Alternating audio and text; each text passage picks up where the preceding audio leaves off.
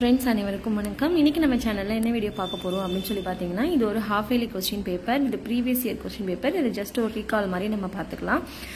இது வந்து ஒரு மெட்ரிகுலேஷன் பேப்பர். இது மெட்ரிகுலேஷன் பேப்பர் அப்படின்னு சொல்லிட்டு எப்படி சொல்றேன் அப்படின்னு சொல்லிட்டு பார்த்தீங்கன்னா, சிபிஎஸ்சிக்கு ஃபர்ஸ்ட் ரீடிங் காம்ப்ரிஹென்ஷன்ஸ் தான் வரும், இப்படி இருக்காது. ஓகே, நம்ம பார்க்கலாம். மகாபாரதம் தமிழ் படுத்தும் மதுராபுரி சங்கம் வைத்தும் சின்னமனூர் செப்பேட்டு குறிப்பு உணர்த்தும் செய்தி. என்ன செய்தி கொடுத்துருக்காங்க அப்படின்னா, சங்க காலத்துல மொழிபெயர்ப்பு இருந்தது அப்படின்ற செய்தி அதுல தெரிய வரும். சிவப்பு சட்டை பேசினார். எப்பவுமே நான் என்ன சொல்லியிருக்கேன், அந்த அவங்க கிட்ட ஏதோ ஒண்ணு இருக்கு, அது மூலமா அவங்களை குறிக்கிறது அன்மொழி தொகை. சிலப்பதிகாரத்திலும் மணிமேகலையிலும் அமைந்த பாவினம் ஆசிரியப்பா, சரிங்களா? மெத்த வணிகலன்கள் அப்படின்ற தொடர்ல தமிழழகனால் குறிப்பிடுவது, அதாவது வணிக கப்பல்களும் ஐம்பெருங்காப்பியல்களும் நிறைய இருக்கு அப்படின்றது. இரவின் இருள் அமைதியில் இறைச்சலாய் சில சுவர்கோழிகள், வறண்ட வானத்தின் இருண்ட புழக்கம், மழைக்கு ஏங்கும் புவி, வெப்ப பெருமூச்சு விடும் கசந்த உயிரினங்கள். இதுக்கு ஒரு தலைப்பு, உயிர்ப்பின் ஏக்கம் அப்படின்றது நம்ம புக்ல இருக்கு. அடுத்து வந்து தமிழினத்தை ஒன்றுபடுத்தும் இலக்கியமாக மா.பொ.சி. கருதியது. தமிழினத்தை ஒன்றுபடுத்தும் இலக்கியம் அப்படின்னு பாத்தீங்கன்னாலே அது சிலப்பதிகாரம் தான். ஏழ்மை வேடன் இருந்திலன் என்று என்னை ஏசாரோ அப்படின்னு சொல்லிட்டு, இங்க வேடன் அப்படின்ட்டு யாரை குறிக்குது? இது ஒரு கம்பராமாயணத்துல இருக்க ஒரு பாட்டு. இதுல குகனை தான் வந்து குறிக்கும். 8th கொஸ்டின் என்ன அப்படின்னு சொல்லிட்டு பாத்தீங்கன்னா, மேன்மை தரும் அறம் அப்படின்றது கைமாறு கருதாமல் நம்ம ஒருத்தவங்களுக்கு உதவி பண்றது. கலையின் கணவனாகவும் சமுதாயத்தின் புதல்வனாகவும் இருந்து எழுதுகிறேன் அப்படின்ற கூற்றுல இருந்து நம்ம என்ன புரிஞ்சுக்கிறோம் அப்படின்றது கொஸ்டின். அதாவது சமூக பார்வையோடு ஒரு கலை புரியணும், அது ஒரு செயல் செய்யணும் அப்படின்றது நமக்கு புரியுது. உடன்பட்டு கூறுவது, ஓகே அப்படின்ட்டு அக்செப்ட் பண்ணிக்கிறது நேர்விடை. 11th கொஸ்டின் என்ன அப்படின்னு சொல்லிட்டு பாத்தீங்கன்னா, முறையான தொடர். இதெல்லாம் நம்ம பார்க்கும் போதே எழுதிடுவோம். கொஸ்டின் என்ன அப்படின்னு, தமிழர் பண்பாட்டில் வாழை இலைக்கு தனி இடம் உண்டுன்றது தான் கரெக்ட். நெக்ஸ்ட், பாடலை படித்து பின்வரும் வினாக்களுக்கு விடையளிக்க. இந்த பாடலை படிக்கும் போதே நமக்கு தெரிஞ்சிருச்சு இது மெய்க்கெத்தி பாடல் அப்படின்னு சொல்லிட்டு. சிலம்பு அப்படின்ற சொல்லோட பொருள் ஒரு அணிகலன் அப்படின்றது தான் கரெக்ட். இந்த பாடல்ல இருக்க சீர்மோனை 2வது எழுத்து ஒன்று போல வருவது எதுகை, முதல் எழுத்து ஒன்று போல வருவது மோனை. அப்போ இதுதான் கரெக்டான ஆன்சர். ஃபர்ஸ்ட் லெட்டர் ஒன்று போல வர்றதுதான் மோனை. டி இ அப்படின்ற விகுதி பெற்று முடிஞ்சாலே அது வினையெச்சம்.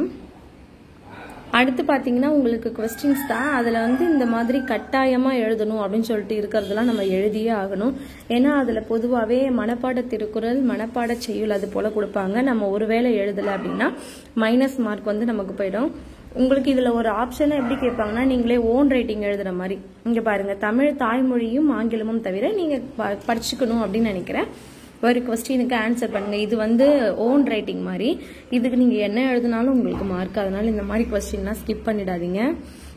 நெக்ஸ்ட் பாத்தீங்க அப்படின்னா, புறத்திணைகளில் எதிரெதிர்த்த திணைகளை அட்டவணைப்படுத்துக. இலக்கணத்துல இருந்து ஒரு கொஸ்டின். இந்த மாதிரி பகுப்பதோர்ப்பு இலக்கணம்லாம் கேட்கறாங்க அப்படின்னா ஸ்கிப் பண்ணிடாதீங்க. இதுக்கு நீங்க பக்கம் பக்கமா எழுதணும் அப்படின்றது விஷயமே கிடையாது. டைரக்ட் ஆன்சர் கொடுத்தாலே போதும். ஒலித்துன்றது ஈஸியா பிரிச்சிடலாம். ஒலி பிளஸ் இத்து பிளஸ் இத்து பிளஸ் ஊ அப்படின்னு சொல்லிட்டு பிரிச்சிடலாம். ஒலி அப்படின்றது பகுதி, 2வதா புள்ளி வச்ச எழுத்து சந்தி, 3வதா புள்ளி வச்ச எழுத்து இடைநிலை, அதாவது கால இடைநிலையை காட்டும். இது இறந்த கால இடைநிலை. ஊ அப்படின்றது வினையற்ற விகுதி. ஃபோக் லிட்ரேச்சர் அப்படின்றது நாட்டுப்புற இலக்கியம். டிஸ்கஷன் அப்படின்றது கலந்தாய்வு. இந்த மாதிரி சிம்பிளான விஷயத்தெல்லாம் தயவு செஞ்சு ஸ்கிப் பண்ணிடாதீங்க. இதுலலாம் ஈஸியா நீங்க மார்க் எடுக்கலாம்.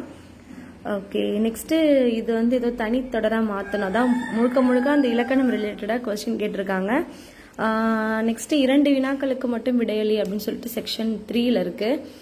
ஆகல இருக்கு கொஸ்டின். இது அந்த மாதிரி பேராகிராஃப் கொஸ்டின்லாம் விட்டுறாதீங்க. நான் அடிக்கடி சொல்றது இதுதான், இந்த மாதிரி நம்பர் கொடுத்து எழுத சொல்றாங்க அப்படின்னா நீங்க எழுதியே ஆகணும், இல்லைன்னா உங்களுக்கு மைனஸ் மார்க் போயிடும். எப்பவுமே நான் வந்து செய்யுள் திருக்குறள் வந்து உங்களுக்கு டீச் பண்ணும்போது சொல்றது இதுதான், அந்த நூல் ஆசிரியர் நூல் பற்றின குறிப்பை ஸ்கிப் பண்ணாதீங்க. அதுல இருந்தெல்லாம் கொஸ்டின் கேட்டிருக்காங்க பாருங்க. தற்குறிப்பேற்றாணியை சான்றுடன் எழுதுக. ரொம்ப ஈஸி. இப்போ ஒரு 3 டேஸ்க்கு முன்னாடி தான் இந்த லாஸ்ட் 3 யூனிட்ஸ்க்கான இலக்கணத்தை 3 யூனிட் இலக்கணத்தையும் ஷார்ட்டா ஒரே வீடியோ மாதிரி போட்டிருந்தேன். உங்களுக்கு டைம் கிடைச்சா போய் பாருங்க. கொண்டு கூட்டு பொருட்கோள் இதுக்குன்னு தனியாக ஒரு லைவே போட்டிருக்கேன் நான். லைவ் வீடியோஸில் போய் செக் பண்ணி பாருங்க. லிங்க்கும் உங்களுக்கு டிஸ்கிரிப்ஷனில் கொடுக்குறேன். நெக்ஸ்ட் 5 மார்க்ஸ் கொஸ்டின் இந்த மாதிரி அல்லது டைப் கொஸ்டின் எல்லாம் இது இல்லைன்னா இது அப்படின்ற மாதிரி தான் இருக்கும்.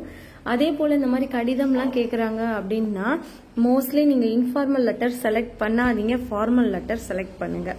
இது போல காட்சியை கவினுர கூறு, இது அந்த டைம்ல உங்களுக்கு என்ன தோணுதோ அதை எழுதுங்க, உங்களுக்கு கண்டிப்பா மார்க் கொடுப்பாங்க.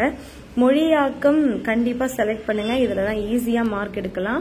அதுக்கப்புறமா 8 மார்க்ஸ் கொஸ்டினை பொறுத்த வரைக்கும் நீங்க 1.5 பக்கத்துக்கு எழுதுற மாதிரி இருக்கும்.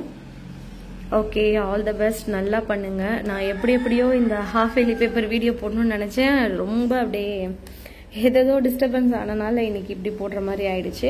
ஓகே ஃப்ரெண்ட்ஸ், இந்த வீடியோ உங்கள் ஃப்ரெண்ட்ஸ் கூட ஷேர் பண்ணுங்கள். மறக்காம நம்ம சேனலை சப்ஸ்கிரைப் பண்ணுங்கள். தேங்க்யூ ஃபார் வாட்சிங்.